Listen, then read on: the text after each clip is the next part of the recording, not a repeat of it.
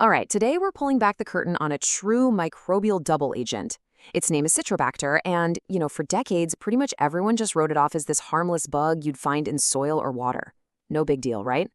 Well, it turns out this organism is an absolute master of deception and a way more dangerous threat than we ever gave it credit for. So let's get into it and unmask this microbial sleeper agent. I mean, really think about that for a second. What if a bug that's literally everywhere, in the dirt, in sewage, even in our own gut, was actually one of medicine's most cunning and dangerous adversaries? That's the exact story we're unpacking today. So, where does this all begin?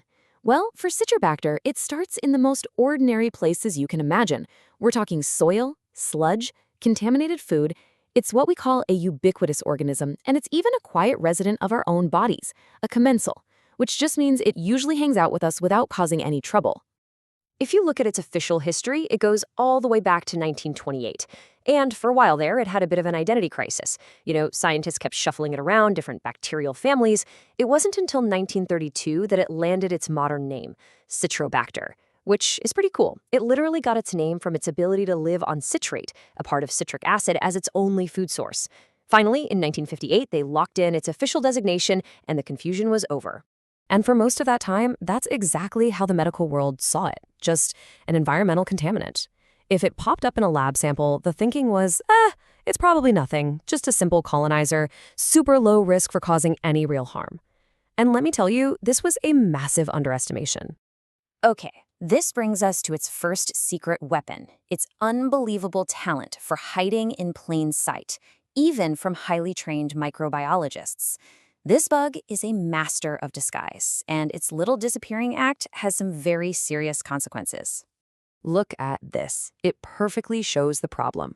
On one side, you've got Salmonella, a really well-known and dangerous pathogen. On the other, Citrobacter. And on a standard lab plate, they can look almost identical. Both of them produce hydrogen sulfide, which creates these classic black-centered colonies. Now, this isn't just a fun fact for science class. This can lead to a critical misidentification, which means a delay in the right diagnosis and the right treatment. So how do labs figure it out? Well, it's not a simple glance.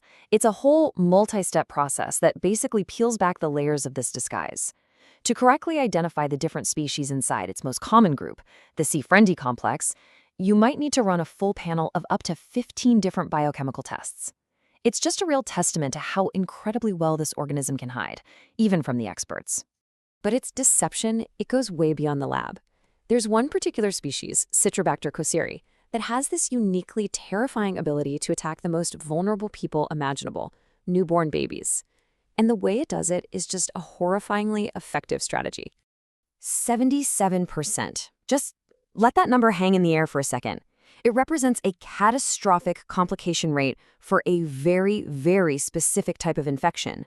And here's the devastating reality behind that number. For newborns who get meningitis from C. cosseri, a staggering 77% of them will develop brain abscesses. Now, to give you some perspective, for other common bacteria that cause meningitis, that rate is around 10%. This makes C. cosseri uniquely and just exceptionally destructive to a baby's developing brain. So, how on earth does it pull off this devastating invasion? It uses something called the Trojan horse mechanism. It actually gets itself eaten on purpose by our own immune cells, macrophages, whose whole job is to destroy invaders. But instead of being destroyed, Citrobacter cosseri not only survives inside them, it multiplies. The infected immune cell then travels right across the blood-brain barrier, basically becoming an unwitting smuggler, carrying its deadly cargo straight into the brain. So how did this seemingly simple bacterium become such a monster? Well, a big part of the answer lies in its incredibly sophisticated built-in defense system against our best weapons, antibiotics. Okay, to get how its defense works, you first got to understand its normal day-to-day housekeeping. Like all bacteria, as Citrobacter grows, it's constantly remodeling its cell wall.